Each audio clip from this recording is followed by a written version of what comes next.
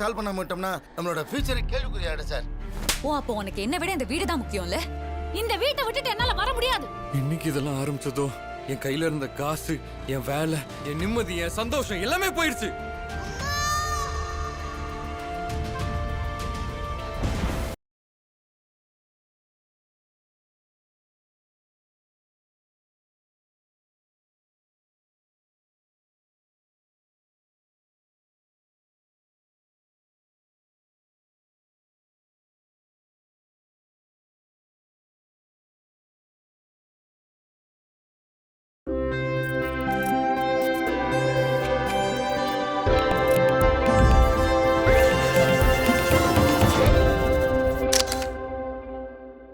வணக்கம், நான் உங்கள் ராகவகுமார். இது தீபிகா அதிர்கள். மீண்டும் ஒரு விமர்சனத்தில் உங்களை சந்திப்பதில் மகிழ்ச்சி. இப்போது இந்த வாரம் ராஜவேல் அவர் டைரக்ட் பண்ணி ஒரு படம் வந்திருக்கு. படத்தோட பேர் வந்து ஹவுஸ்மேட்ஸ் அப்படின்னு ஒரு படம்.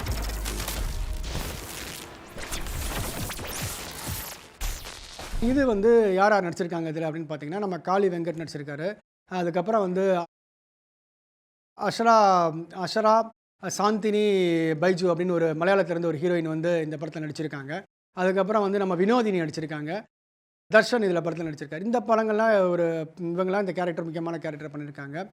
இந்த படத்தினுடைய கதை என்ன அப்படின்னு பார்த்தீங்கன்னா, நம்ம ஹீரோவும் வந்து லவ் பண்ணி கல்யாணம் பண்ணிக்கிறாங்க. அவங்க வீட்டில் வந்து அவங்கள அக்செப்ட் பண்ண மாட்டேங்கிறாங்க. அதனால் என்ன பண்ணுறாங்க, இவங்க லவ் பண்ணி கல்யாணம் பண்ணிட்டு ஒரு புது வீடு வாங்கி வேளச்சேரிக்கு போகிறாங்க.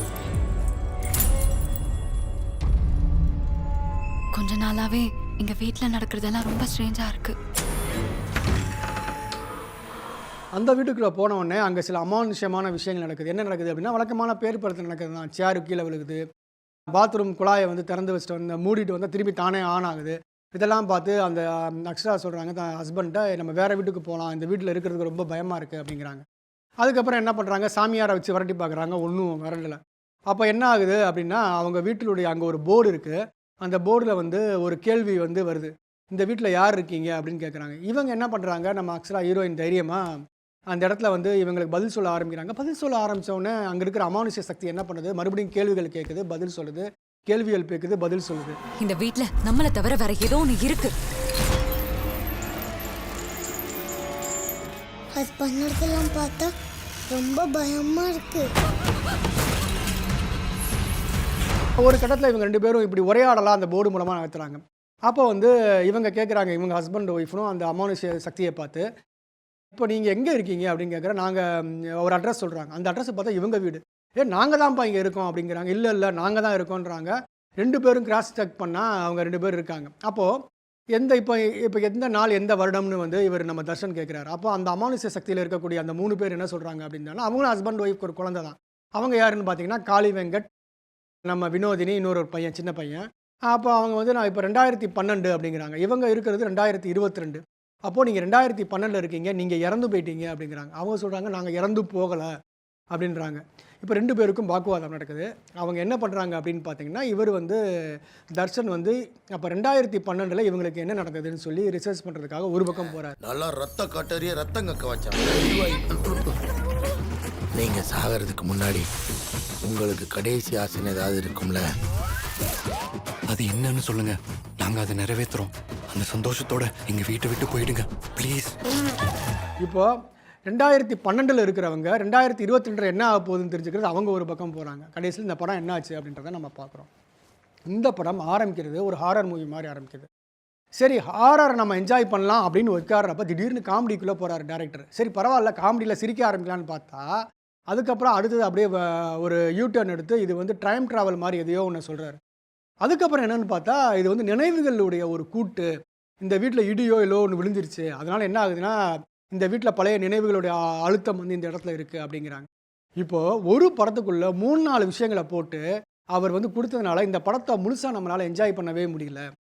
ஏன் அப்படின்னு பார்த்தீங்கன்னா, ஏதாவது ஒரு விஷயத்தை வந்து அழுத்தமாக சொல்லியிருந்தாங்க. ஹாரர்னா ஹாரர் நோக்கி போ, இல்லை ஹாரர் காமெடினா ஹாரர் காமெடி நோக்கி போயிருக்கலாம், இல்லை டைம் ட்ராவலா அதையும் நம்ம புரிகிற மாதிரி சொல்லியிருக்காங்க. இதை எதையுமே சரியாக புரியாமல் இந்த படத்தை வந்து கொண்டு போயிருக்காங்க.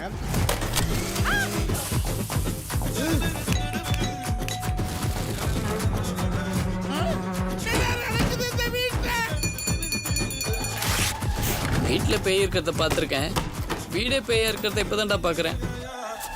அதில் இன்னொரு ஒரு விஷயம் என்ன அப்படின்னா, பெரும்பாலும் எல்லா படம் இந்த 2 ஃபேமிலிக்கான உரையாடல்களாக இருக்கிறதுனால ஒரு கட்டத்தில் நமக்கு வந்து ரொம்ப போர் அடிக்க ஆரம்பிச்சிருது இந்த படம். நம்ம வந்து ரசித்து பார்க்கறதுக்கான ஒரு பொறுமையை வந்து நம்ம வந்து இழந்துடுறோம். கிளைமேக்ஸ் எப்படி இருந்தால் என்ன அப்படிங்கிற ஒரு நிலைமைக்கு வந்து நாம் வந்து போயிடுறோம். ஸோ இதெல்லாம் இந்த டைரக்டர் வந்து தவிர்த்திருக்கலாம். அதுக்கப்புறம் வந்து இது ஒளிப்பதிவை பார்த்தீங்கன்னா, பெரிய அளவில் ஒளிப்பதிக்குன்னா அவர் வந்து மெனக்கெடவே இல்லை. பின்னணி இசை நல்லா இருக்குது. நம்மளுடைய ஃபோட்டோகிராஃபி எப்படி இருக்குது அப்படின்னு பார்த்தீங்கன்னா, இந்த சினிமோட்டோகிராஃபி அது பெரும்பாலும் ஒரே வீட்டில் இருந்ததுனால ஆங்கிள்ஸ்லாம் அவர் அதிகமாக மாற்றவே இல்லை. அதுவே நமக்கு வந்து கொஞ்சம் போர் அடிக்கிற மாதிரி தான் இருக்குது. ஸோ ஒரு நல்ல ஒன்லைனில் ஆரம்பித்த ஒரு படம் ஒரு 5வது 6வது சீனுக்கு அப்புறம் நார்மலாக போய் முடிக்கும்போது ஏதோ ஒரு சென்டிமெண்ட்டை வச்சு படத்தை முடிச்சிட்டாரு. ஸோ அந்த படத்தை முடிக்கணுமே அப்படிங்கிறதுக்காக ஒரு சென்டிமெண்ட்டை வந்து நமக்கு வந்து கொடுத்துருக்காங்க. ஸோ இது வந்து சரியான ஒரு அறிவியல் பூர்வமான ஒரு விளக்கமும் இந்த படத்தில் இல்லை. அதே மாதிரி வந்து ஒரு ஒரு இதில் இது அறிவியல் விஷயங்களே தேவையில்லை. இது ஒரு என்ஜாய்மெண்ட் அப்படின்னா என்ஜாய்மெண்ட்டுக்கான எந்த ஒரு ஸ்க்ரீன் பிளேயும் ட்ரீட்மெண்ட்டும் அந்த படங்களில் இல்லை. ஸோ ஹவுஸ்மேட்ஸ் ஒரு சாதாரண ஒரு படமாக வந்திருக்கு.